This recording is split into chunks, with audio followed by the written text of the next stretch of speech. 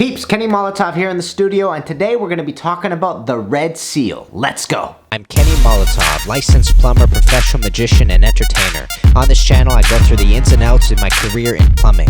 I take you through a day in the life, and we talk tools, theory, and mindset. I'm trying to give you an arsenal of knowledge and an online resource so you can take this trade head on and find yourself successful on the other end. Click subscribe, hit that bell notification, and let's talk pipes.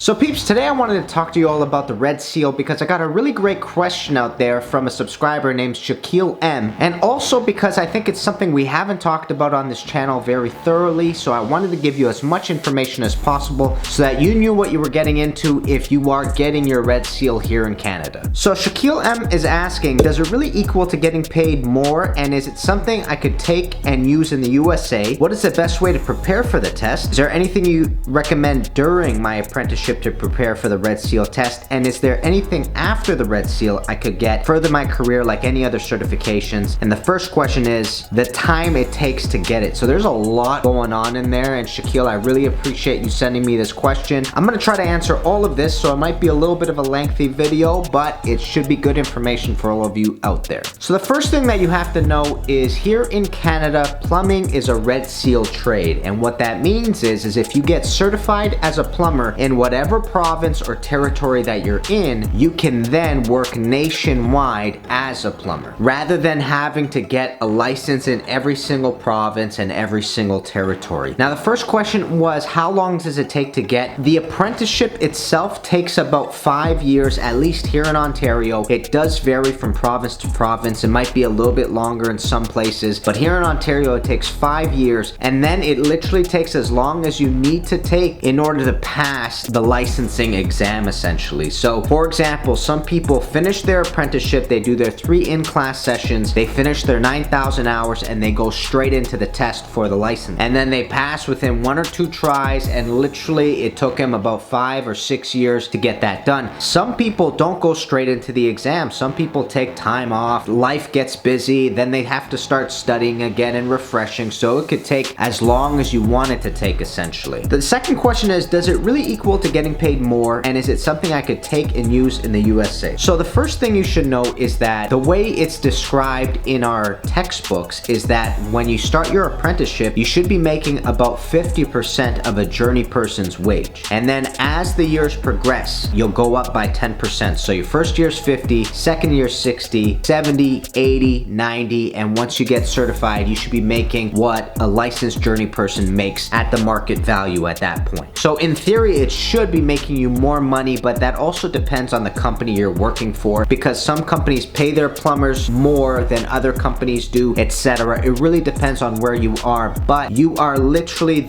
in the most demand as a licensed plumber, because licensed plumbers are scarce, so everybody wants you. So by going to a company and saying, look, I'm a licensed plumber, you also have some bargaining power in regards to what you get paid. In short, the answer is yes. It means that you can actually ask for more because you went through the entire certification. Now, the next question is, can you use this in the USA? So here's a really interesting question that I don't know the answer to, but I'll give you my 2 cents on it. From what I understand in the US is that there are some states that have plumbing as a regulated trade, which means that people have to go through their licensing in that state. And then from what I understand, there are some states that don't have licensing at all for plumbing. So you literally just have to have some experience, buy a truck, get your company name to say plumbing, and you're good to go. So I do not think it's gonna be absolutely transferable, but I think you have skills that are absolutely transferable. If you were to go to Idaho, for example, you would have to figure out what the sizing difference might be for pipes and vents, etc. But those skills should still make sense over there in the USA. I just don't know if every state recognizes the Red Seal in Canada as a benefit or an asset. So that would have to be on a state-by-state basis, basically. You'd have to figure that out then. And to our American subscribers, if you know any more information about this, why don't you let us know in the comments below so Shaquille can get an answer. You are probably the best people to be asking that questions to, so feel free to let us know. That would be awesome if you could do that. The The next question is, what's the best way to prepare for the test, and is there anything you recommend doing during my apprenticeship to prepare for the Red Seal test? The best way to prepare for the test is to study for the test. So here's something that you have to know that I've said in previous videos but needs to be reiterated, which is this. The exam to get licensed as a Red Seal plumber takes place with the National Code Book. There's a Canadian code book for plumbing. But from province to province, you might have a different code book. For example, here in Ontario, there's an Ontario Plumbing Code Book. When you go through your apprenticeship, you learn the Ontario Plumbing Code Book. So once you get into the phase of trying to get licensed, you then have to purchase a national code book and study that code book because some of the things are different from the Ontario code book. The good thing about it is there's a lot of similarities, and actually all the code numbers are the exact same. So if you look up 7458, it's going to be talking about the same subject in both books for the same numbers, which is really cool. But the only difference is there are some numbers that are different in the National Code Book and the Ontario Code Book. But here's what I want to say about it. Do your best in your plumbing apprenticeship. That is going to be the best way to start preparing for the national exam or the licensing exam. You are going to learn how to open up a code book and find the right places to look into, and then follow the charts to find the sizes and calculate fixture units, etc. If you don't have that down packed, you're not going to be able to do well on the national exam.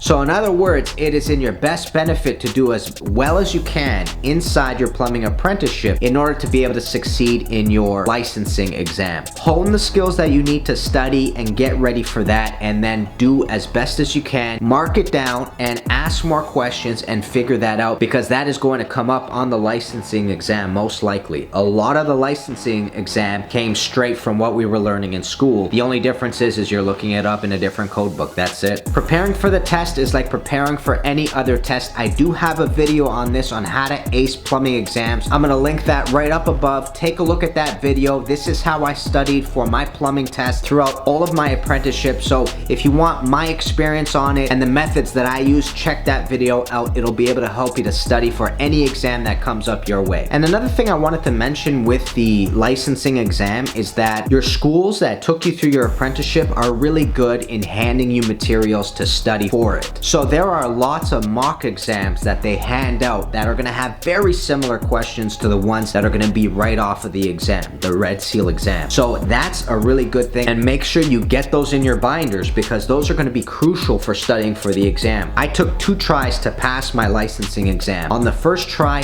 I didn't pay as much attention to these exams as I did on the second try. And let me tell you, those mock exams are everything. If I started with the mock exams and just the mock exams the first time, I think I would have passed the first time. The only thing is our teacher gave us a lot of supplementary information to read, and I thought they were more important than the exams. So I spent a lot of time on those, and then whatever extra time I spent on the mock exams. So it really was a learning experience for me. Get the mock exams, and if you don't have them, make sure that you look them up because there are some online. Get those in your hands, study straight off of that because a lot of those questions will be what you need. And is there anything after the Red Seal I could get to further my career like any other certifications? Yes, absolutely, Shaquille. So here's what you have to know. In our advanced class, we were also given the option of doing backflow testing, and we were also given the opportunity to certify as a backflow technician. So I got my backflow ticket as well during this process. Not all schools do it during advanced. That's the one thing you have to know. So what you want to do, so once you pass your licensing, now's an opportunity to take the backflow course, pass that test. So now not only can you do plumbing, but you could also install backflow preventers and also test backflow preventers. And that's an entirely different section of plumbing that we have here in Ontario and in Canada, which is going to be super useful and make you even more useful to the companies that you're applying to or already working for. And I think some companies would even help pay for the backflow course so that they have somebody on their crew that can be a backflow technician if they need it. So that's something that you might be able to work out between you and your company. So peeps, I hope this sheds some light about the Red Seal. If you have any more questions, let me know down in the comments below. And again, to all of our American viewers out there, let us know if you know if the Red Seal from Canada is looked on as a good thing, as an asset, or if it really doesn't matter to the companies that you know that are working in your state. Thanks again for the question, Shaquille. Peeps, like, subscribe, comment below, and I'll see you plumbers really soon. Kenny Molotov, guys. Peace, baby.